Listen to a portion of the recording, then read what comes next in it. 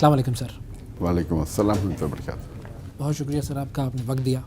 جیسے کہ میں نے شروع میں کہا کہ کچھ ایسے مسائل ہیں جو کہ اس وقت امت مسلمہ فیس کر رہی ہے، انڈیویجولی بھی اور اگر ہم کلیکٹیولی بھی بات کریں تو اس میں بھی. فار انسٹنس اگر ہم بات کریں سب سے پہلے یہ لفظ امت، کیا اس وقت مسلمان ایک امت ہیں یا نہیں؟ الحمدللہ والصلاۃ والسلام علی رسول اللہ وعلی آلہ وصحبہ اجمعین. اما بعد، اعوذ باللہ من الشیطان الرجیم. بسم اللہ الرحمن الرحیم. رب اشرح لی صدری ویسر لی امری واحلل عقدۃ من لسانی یفقہوا قولی. آپ کہتے ہیں کہ مسلمان اس وقت امت ہے کیا نہیں؟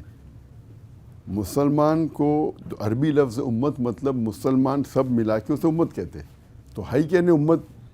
مسلمان تو ابھی ہے نا 25% دنیا میں، تو آپ یہ نہیں کہہ سکتے امت ہے کیا نہیں. امت ہے، وہ قرآن و حدیث کے قریب ہے کہ دور ہے، وہ الگ بات ہے. کیونکہ حضور صلی اللہ علیہ وآلہ وسلم نے فرمایا تھا کہ اگر تمام مسلمان ایک جسم کی مانند ہیں، ایک جگہ درد ہوتا ہے تو پورے جسم کو تکلیف محسوس ہوتی ہے.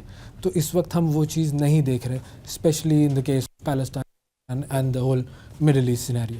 سو ان دیٹ کیس اس کا قصوروار کون ہے اگر ہم دیکھیں اپنی اس امت کو؟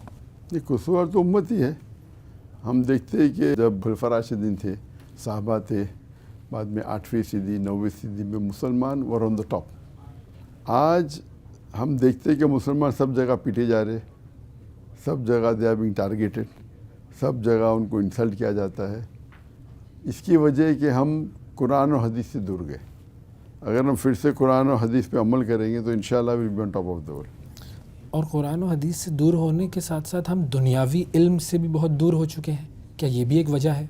سب سے امپورٹنٹ ہے قرآن حدیث. بٹ قرآن حدیث کو سمجھنے کے لیے دنیا علم کی بھی ضرورت ہے، لیکن مور امپورٹنٹ ہے قرآن و حدیث سے دور ہونا. اگر آپ قرآن و حدیث سے قریب ہے وہ سب سے امپورٹنٹ ہے.